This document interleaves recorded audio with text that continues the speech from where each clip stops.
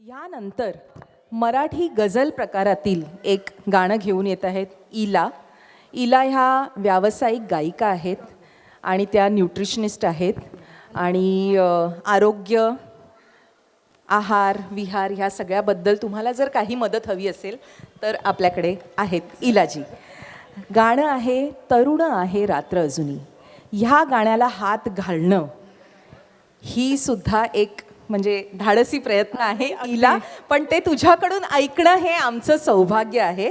सुरेश भटांचं गीत आहे, अतिशय सुंदर गझल मराठीमध्ये ज्यांनी आणलेले आहेत आणि आशा भोसलेंनी गायलेलं आहे आणि हृदयनाथ मंगेशकरांचं संगीत आहे. अप्रतिम गाणं आहे. माझं स्वतःचं फेवरेट गाणं निवडल्याबद्दल तुझे खूप आभार इला. माझं हे अतिशय आवडतं गाणं आहे म्हणून हे मी गायचं धाडस करते. आवाज चांदण्याचे या अल्बममधलं ही गझल आहे.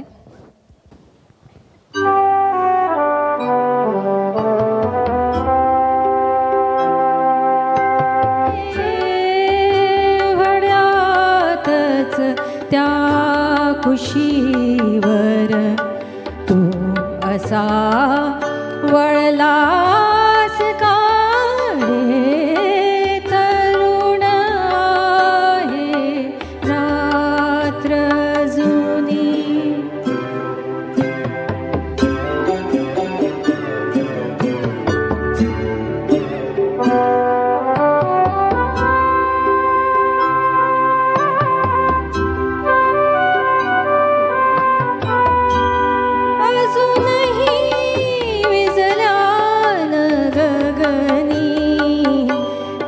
तारकांच्या दीपमाला अजूनही विझल्या न गगनी.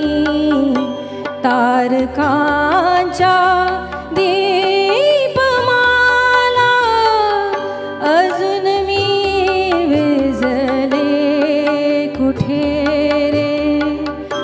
हाय तू विझलास का रे, राजसा निजलास का रे, तरुण आहे रात्र जुनी.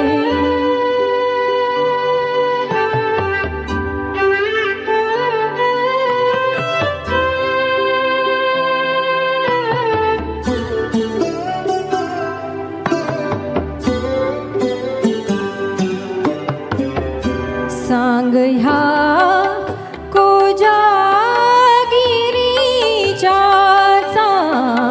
चांदण्याला काय सांगू.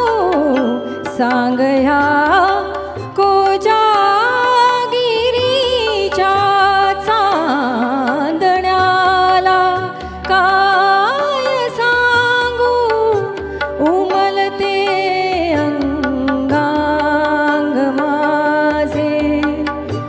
आणि तू मिटलास का रे, राजसा निजलास का रे, तरुण आहे रात्र जुनी.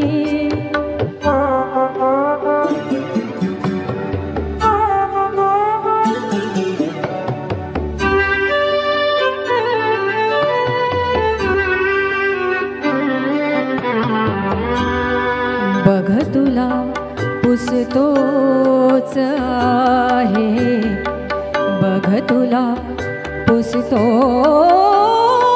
आहे. पश्चिमेचा गारवारा बघ तुला पुसतोच आहे. पश्चिमेचा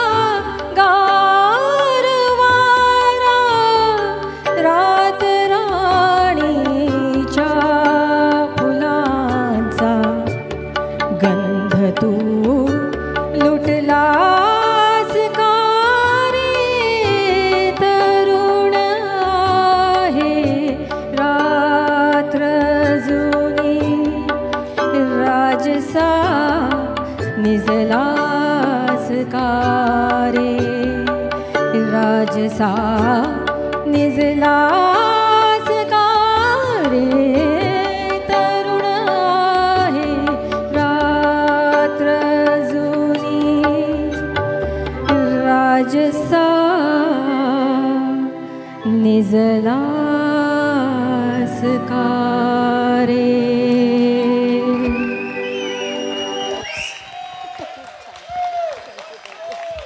खूप छान, खूप छान, खूप छान. इला, अगदी त्या गझलच्या एकदम आम्हाला सागरात नेलंस तू. आणि शब्दसुद्धा, शब्दांची वीणसुद्धा किती हो छान. हे सगळे प्रश्न विचारतीये ती. तुम्हाला कळलं का? प्रत्येक ह्या गाण्यातली प्रत्येक ओळ हा एक प्रश्न आहे. तरुण आहे रात्र अजूनी राजसा निजलास कारे.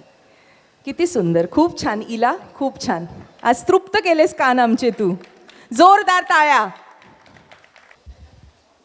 एक अतिशय छान गाणं आता आपण ऐकलं. सुरेश भटांची गझल होती. तरुण आहे रात्र अजूनी राजसा निजलास कारे. हे पहिल्यांदा असं ऐकलं ना की वाटतं हे रोमॅन्टिक सॉन्ग आहे. एका प्रेयसीने आपल्या प्रियकराला विचारलेला प्रश्न आहे की तरुण आहे रात्र अजून आणि तू निजलास का रे. पण ॲक्च्युली याचं बॅकग्राऊंड तुम्हाला किती लोकांना माहिती आहे? खरंच मला माहीत नाही. पण हे जे काव्य आहे सुरेश भटांनी लिहिलेलं, याच्या मागची सिच्युएशन काय माहिती आहे का? ती जी बायको आहे ना, तिचा नवरा सैनिक आहे आणि तो सैन्यामध्ये त्याने त्याचे प्राण गमावलेले आहेत आणि तो तिकडे आलेला आहे आणि त्याचं शव तिथे पडलेलं आहे, त्याची डेड बॉडी पडलेली आहे आणि ती म्हणते आहे राजसा निजलास कारे. या सिच्युएशनमधून ते गाणं ऐकण्याचा प्रयत्न करा पुन्हा एकदा. आणि मी गायिकेचं पुन्हा एकदा अभिनंदन करतो. आपली मराठी भाषा जी आहे ना, ती जशी वळवावी तशी वळते म्हणतात आणि त्याचं उत्तम उदाहरण म्हणजे हे काव्य सुरेश भटांचं. वा, खूप छान. Doctor Pankaj, thank you.